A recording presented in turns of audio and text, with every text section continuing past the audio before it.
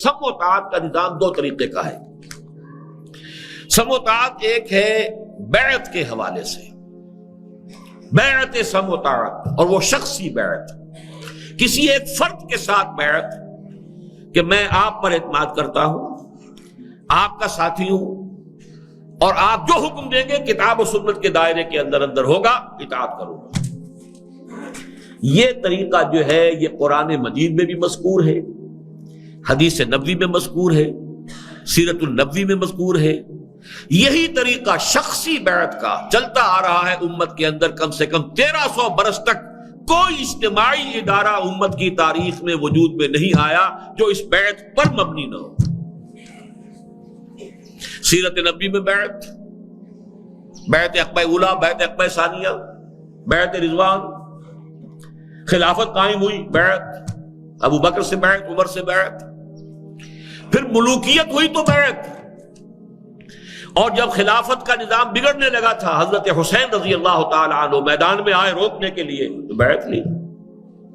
یہ دوسری بات ہے کہ کوفیوں نے بیعت توڑ دی، اس کا وبال ان پر آئے گا۔ حضرت حسین پہ کوئی الزام نہیں، ہزارہا لوگوں نے بیعت کی تھی۔ حضرت مسلم بن عقیل کے ہاتھ پر بیعت کی تھی حضرت حسین کے لیے رضی اللہ تعالی عنہ۔ پھر حضرت عبداللہ ابن زبیر نے حکومت قائم کی حجاز میں، اسلامی حکومت، تو بیعت کی بنیاد پر کی۔ پھر ہمارے ہاں صوفیانہ نظام قائم ہوا، ارشاد اور اصلاح نفس، تزکیہ، وہ بھی بیعت کی بنیاد، بیعت ارشاد۔ پچھلی صدی میں جتنے جہاد ہوئے بیعت کی بنیاد پر۔ ہندوستان میں عظیم ترین جہاد ہوا سید احمد بریلوی رحمۃ اللہ علیہ، بیعت کی بنیاد پر۔ جماعت سازی کا کون سی بنیاد تھی سوائے بیعت کے؟ مہدی سوڈانی نے جہاد کیا انگریزوں کے خلاف، بیعت کی بنیاد پر۔ سنوسی نے اٹلی کے خلاف بغاوت کی اور جہاد کیا، بیعت کی بنیاد پر۔ تو یہ تو ہے مسنون، منصوص اور معصور۔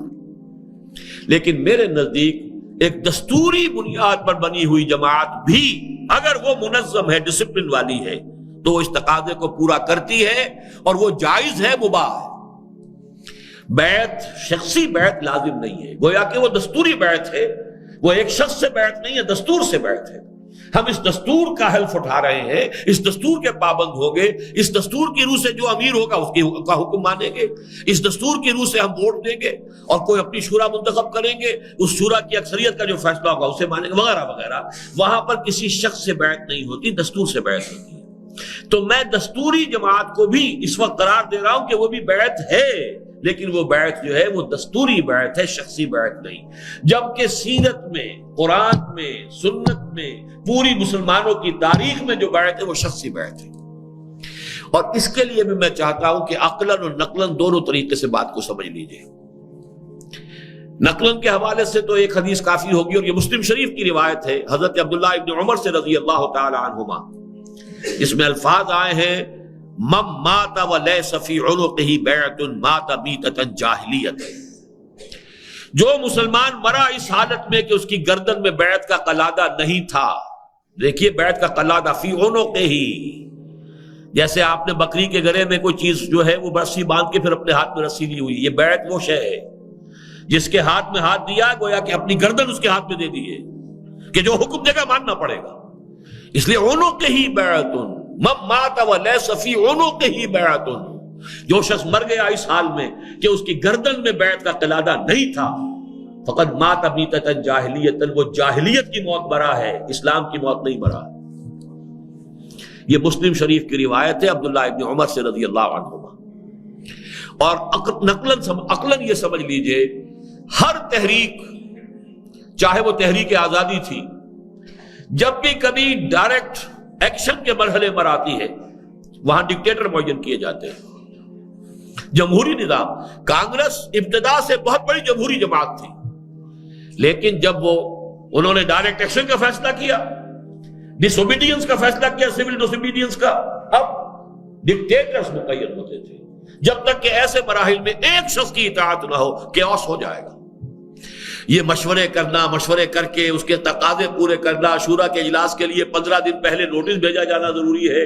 اگر نوٹس نہیں گیا ہے کہ اجلاس جو ہے وہ غیر قانونی ہو گیا، غیر دستوری ہو گیا، فلاں قاعدہ پورا نہیں ہوا، فلاں نہیں ہوا، جب وہ اصل بھٹی دہکتی ہے، جب کبھی مقابلہ شروع ہو جاتا ہے، جبکہ وہ جو ڈائریکٹ ایکشن کا مرحلہ آتا ہے، جبکہ ایکٹیو ریزسٹنس کا مرحلہ آتا ہے، جبکہ وہ کنفلکٹ جو ہے شروع ہوتا ہے بالفعل، پھر ان کے مراحل نہیں ہوتے، یہ تقاضے پورے نہیں کیے جاتے. ڈکٹیٹرز، یہ بھی مر گیا تو پھر دوسرا مر گیا تو تیسرا.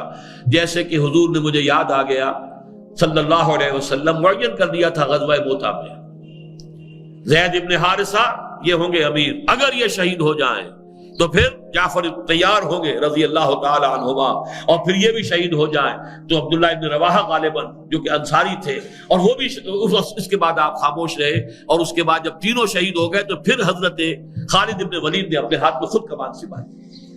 تو ڈکٹیٹرز کا معین، اور ڈکٹیٹر وہی ہے امیر. اصل میں یہ لفظ ہمارے ہاں گالی بن گیا ہے، ورنہ آپ غور کیجئے، عامر کسے کہتے ہیں؟ عامر ڈکٹیٹر. اور امیر کسے کہتے ہیں؟ عربی زبان میں عامر اسم فاعل ہے، امیر صفت مشبہ ہے، مادہ ایک ہے. اور صفت مشبہ کا اور اسم فاعل کا فرق کیا ہے؟ اسم فاعل میں کسی شے کا عارضی ہونا بھی ہوتا ہے. ایک شخص جب پانی پی رہا ہے اس وقت شارب ہے، مستقل تو نہیں ہے شارب ہو. کوئی کام میں کر رہا ہوں تو اس وقت میں فاعل ہوں. لیکن جب وہ چیز مستقلاً کسی کی سیرت کا جز بن جاتی ہے تو اب وہ فعیل کے وزن پر آتی ہے. گویا کہ آمریت جس کی وجود میں مستقل ہو جائے گی وہ امیر کہلاتا ہے. لیکن ہمارے لیے لفظ امیر تو ہم استعمال کر لیتے ہیں، لیکن جمہوریت کا جو ذہنوں پر بخار چڑھا ہوا ہے اور جو مغربی تصورات نے آ کر ہمارے دماغوں کے اندر کچھ چیزیں جو ہے وہ اس طریقے سے ٹھوک ٹھوک کر راسخ کر دی ہے، اس کی وجہ سے اس تصور کو قبول کرنے کے لیے دین تیار نہیں. ورنہ حقیقت میں امیر، عامر اور گاڑھا ہو جائے، مستقل ہو جائے تو وہ امیر ہے. اور یہ لفظ ہے جو ہمارے دین کا ہے. اسی لیے فرمایا گیا تم اگر 2 یا 3 بھی ہو کہیں سفر پر جا رہے ہو تو اپنے آپ میں سے ایک کو امیر بنا لو. اور امیر اور مامورین کا رشتہ کیا ہے؟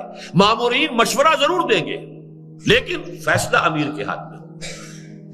صرف یہ کہ فرق یہ ہے کہ اب حضور کا فیصلہ ہر حکم واجب الاطاعت تھا، لیکن اب کوئی امیر ایسا نہیں ہوگا جس کا ہر حکم واجب الاطاعت ہو. یہ دیکھا جائے گا کوئی حکم شریعت کے دائرے سے باہر تو نہیں، شریعت کے خلاف تو نہیں. اگر خلاف ہے تو نہیں مانے گی، اگر اس کے دائرے کے اندر ہے تو پھر منشط والمکرہ والعسر والیسر وعلی عسرۃ علینا، چاہے وہ حکم مشکل ہو چاہے آسان ہو، حالات مناسب ہو یا مخدوش ہو، اپنی طبیعت آمادہ ہو یا طبیعت پر جبر کرنا پڑے، دوسروں کو ترجیح دے دی جائے، آپ پر ہر حال میں اطاعت کرنی ہی کرنی. یہ ہے. اگر صرف ایک ایکسیپشن ہے کہ اگر وہ شریعت کے خلاف ہے تو صاف کہہ دیں گے لا سمع ولا طاعہ. بہرحال یہ ہے وہ خصائص جو میرے نزدیک آپ کو تلاش کرنے چاہیے کسی جماعت میں. پھر گن لیجئے ڈکلیئرڈ ایم ہو اللہ کے دین کا غلبہ، نتھنگ شارٹ آف اٹ، کوئی چیز بھی اس سے کمتر نہیں. نمبر 2 نظم، سمع و طاعت. بہتر یہ ہے کہ وہ بیعت شخصی کی بنیاد پر ہو جو منسوس بھی ہے، مسنون بھی ہے، معصور بھی ہے.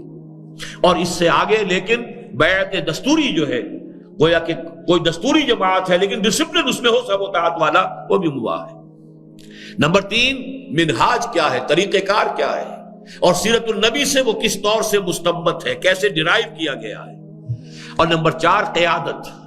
اور ظاہر بات ہے کہ بیعت شخصی کی بنیاد پر ہے اگر تو ایک شخص کو ٹھوک بجا کر دیکھ لینا کافی ہے، اس لیے کہ ایک ہی کے ہاتھ میں قیادت ہے، ایک ہی کے ہاتھ میں ہاتھ دے رہے ہیں آپ. باقی اگر وہ جماعت دستوری ہے تو پھر تو دیکھنا پڑے گا کہ کون کون لوگ جو ہیں وہ آ سکتے ہیں اس میں. کیا پتا کل کوئی اور امیر منتخب ہو جائے، پرسوں کوئی اور ہو جائے، پھر ذرا چھان بین زیادہ کرنی پڑے گی. بہرحال ان تمام چیزوں کو سامنے رکھ کر جس جماعت پر بھی آپ کا دل ٹھکے، میں پھر عرض کر رہا ہوں، اور جیسا کہ میں عرض کروں گا، میں ایک طویل سفر پر باہر جا رہا ہوں ملک سے، اور کیا عجب کہ وہ سفر جو ہے وہ زندگی کا آخری سفر بھی ثابت ہو، اس لیے کہ بہت میجر آپریشن ہے میرا. اب میں نے طے کر لیا ہے گھٹنوں کے ریپلیسمنٹ کا، ٹوٹل ریپلیسمنٹ آف نیز دونوں. اور یہ میرا آپریشن امریکہ میں ہونا ہے، میں 20 کو یعنی اگلا جمعہ جو ہے یہاں سے روانہ ہو جاؤں گا۔ اس حوالے سے میں کہہ رہا ہوں کہ آخری بات بھی جو آپ حضرات سے کہہ رہا ہوں یہ ہے کہ جو حالات جدھر جا رہے ہیں، دوڑو وگر نہ حشر نہیں ہوگا پھر کبھی، اٹھو وگر نہ حشر نہیں ہوگا پھر کبھی، دوڑو زمانہ چال قیامت کی چل گیا۔ اگر تو اپنا فرائض دینی کا یہ تصور واضح ہو گیا نمبر 1، اور اگر پاکستان کا بقا کسی بھی درجے میں آپ کو عزیز ہے تو پھر یہ کہ اس میں تاخیر نہ کیجئے، ہر شخص کمر بستہ ہو جائے ان صلاتی و نسکی و محیای و مماتی للہ رب العالمین کے انداز میں، اور کسی نہ کسی جماعت میں شریک ہو جائے۔ البتہ اس کے بعد اپنے آنکھوں کو کھلا رکھے، کانوں کو کھلا رکھے، مزید غور و فکر جاری رکھے، جو بہتر جماعت سامنے آئے اس میں شامل ہو جائے۔